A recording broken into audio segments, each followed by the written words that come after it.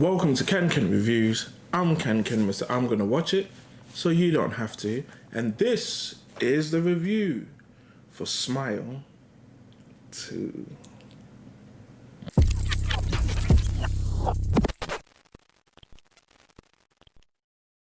You got this far. You want to see me keep smiling? Subscribe.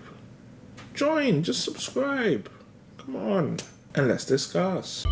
Something really crazy is happening to me. I need to stop it, but I don't know how. It's because you're a horrible person.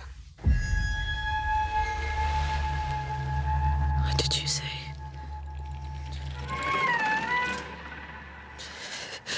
Gemma? I keep seeing his face everywhere. This thing feeds off all the bad shit in your head.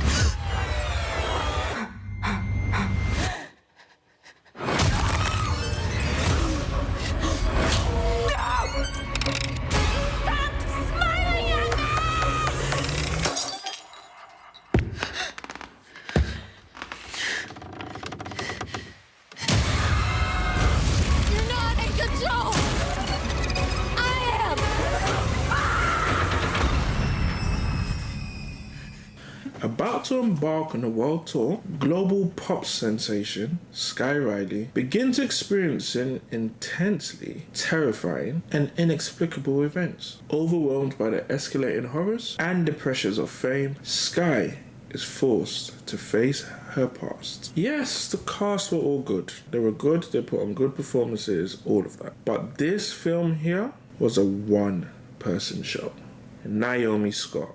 Talk about embodying the terror. She didn't just act scared. She was practically terror's best friend, roommate, and unpaid therapist. Every twitch of her eye, every quiver in her voice just screamed, "Help me." And honestly, we all felt it. The way she transmitted pure, unadulterated fear was almost like she was inviting us to like a personal horror festival.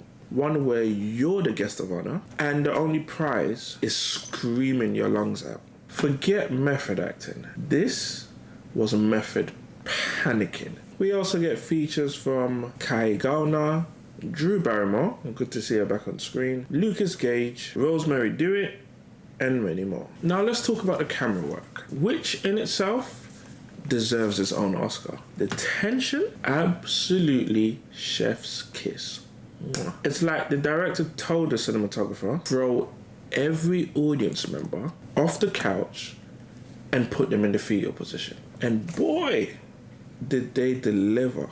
The camera angles were designed to disorient and confuse you, trying to find your phone in the dark while something might be standing right in the corner. Those jump scares, so well executed that my own popcorn tried to make a run for it. Then there were the standout scenes, the dancers in the hallway. That was a dance recital from hell. And the crazy naked fan? Let's just say, if I ever encounter that level of commitment from a KenKenReviews fan, I'm cancelling all future meet and greets. No more Comic-Con, no more EGX. Gruesome doesn't even begin to cover it. The blood was basically auditioning for its own role.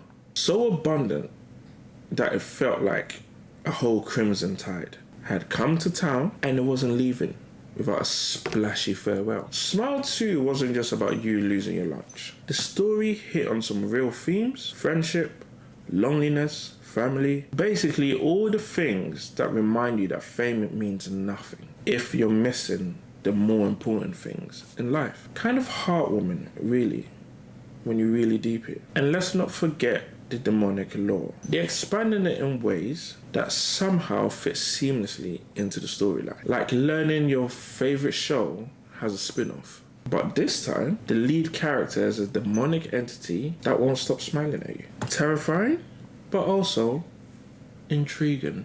As for the ending, sure, it was predictable, but it's like a roller coaster. You know you're going to end up exactly where you started, but that doesn't make the ride any less wild.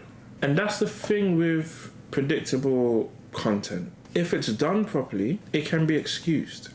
Just do it properly. Predictable or not, it stuck the landing, leaving the audience gasping, smiling nervously, and possibly reconsidering ever smiling again. In short, Smile 2 is a gruesome, gory delight with a side of existential dread. If you're a fan of creative camera work, Naomi Scott's heart-pounding performance, and the occasional terrifying naked bystander, this one's for you. Just maybe bring a friend or two.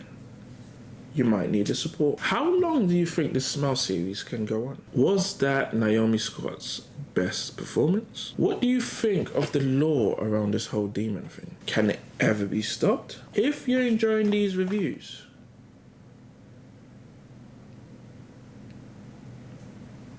I'm joking. Just like, comment, and subscribe, and let's discuss.